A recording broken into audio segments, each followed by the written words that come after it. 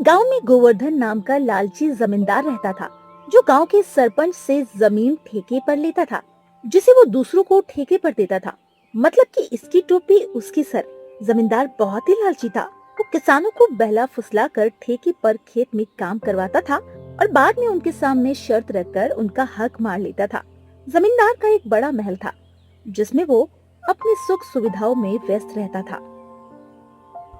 देखो चंदू, यह गरीब किसान भी बड़े अजीब प्रकार के प्राणी होते हैं। जानवरों की तरह दिन रात मेहनत करते हैं और बदले में बस 2 वक्त की रोटी के लिए तरसते रहते हैं। बेचारे गरीब।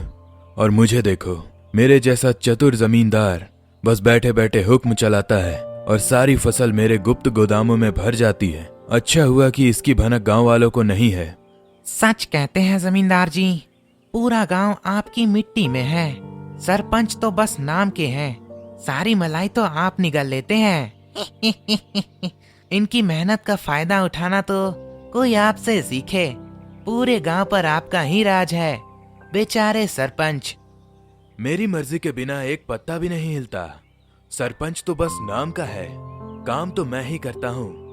बेवकूफ किसानों को ऐसी ऐसी शर्तों पर सरपंच की जमीन उधार देता हूँ कि मेहनत ये करते हैं और फसल मैं हड़प लेता हूँ।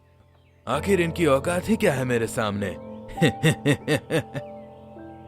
जमींदार ये बातें कर ही रहा होता है कि तभी उसके पास एक बहुत गरीब किसान मोहन की होशियार बेटी, जिसका नाम राधा है, वो आती है, जो बहुत दुखी और परेशान होती है क्योंकि उसके पिता की दोनों टांगे टूट जाती है। जमींदार जी, मैंने सुना है आप किसानों को सरपंच जी की जमीन ठेके पर देते हो, जिसमें किसान खेती करते हैं। वैसे मुझे खेती करना भी आता है मंत्री जी। बेटा, तुम खेती करोगी? तुम्हारे पिताजी कहाँ गए? क्या बताऊं जमींदार जी, पिताजी की दोनों टांगे रोड हादसे में कट गई। अब मुझे पूरे घर की जिम्मेदारी उठानी है।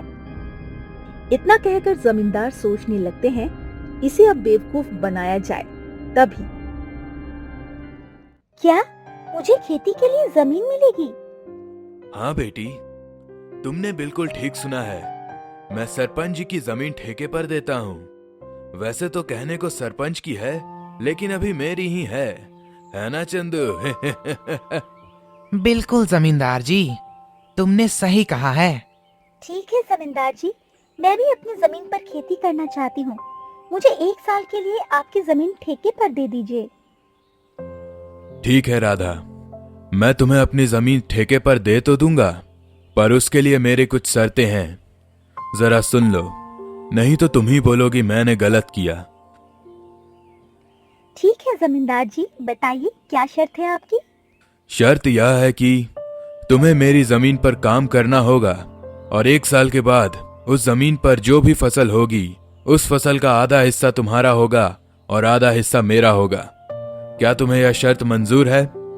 ठीक है जमींदार जी, मुझे आपकी ये शर्त मंजूर है। जमींदार से जमीन की कागजी कार्रवाई करने के बाद राधा वहाँ से चली जाती है और अगले दिन खेती करने के लिए उस खेत में पहुँच जाती है। राधा अपने पिता से कहती है, पिताजी, मुझे इस बार बहुत मेहनत करनी होगी। ये मेरी पहली खेती है जब मैं अपनी मेहनत से फसल उगाने जा रही हूँ। बिल्कुल बेटी, तुम्हारी मेहनत ही तुम्हारी भविष्य तय करेगी और इस घर का। राधा दिन रात कड़ी मेहनत करती है और फसल उगाती है। कुछ महीनों बाद फसल उगकर तैयार हो जाती है। राधा अब अपनी उस फसल की कटाई भी शुरू कर देती है। चलो भाई, इस साल तो बहुत अच्छी फसल हुई है। अगर आधा जमींदार भी ले जाएगा तो भी मेरे हिस्से में कुछ तो आएगा ही और हमारा गुजारा भी अच्छे से होगा। राधा की उगाई हुई फसल की खबर जमींदार गोवर्धन के कानों तक पहुंचती है। वैसे ही, अरे चतुर जमींदार जी, सुनते हो?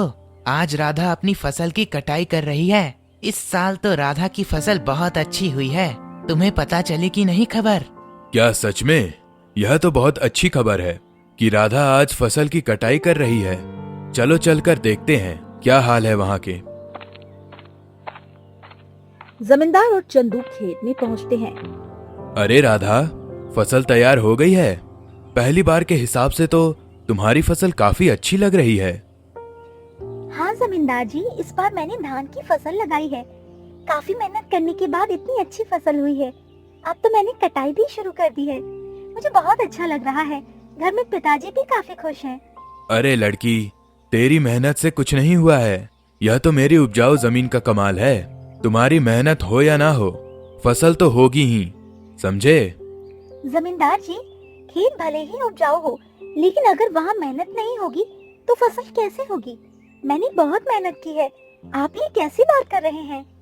इस पर ज्यादा मत बोल रहा था। मेहनत तो किराए के मजदूर भी करते हैं। असली कमाई का हकदार वही है जिसकी जमीन है। शर्त के मुताबिक अब जल्दी से मेरे हिस्से की आधी फसल निकाल, ताकि मैं चलूं। मुझे बहुत काम है, समझे? ये कहकर जमींदार राधा से अच्छी अच्छी फसल लेकर चला जाता है और खराब फसल राधा के पास छोड़ देता है, जिसे देखकर राधा मायूस होकर वहीं बैठ जाती है। हे ऊपर वाले, इतनी मेहनत करने के बाद बस इतनी सी फसल मेरे हाथ आई है। धिक्कार है ऐसी जिंदगी पर।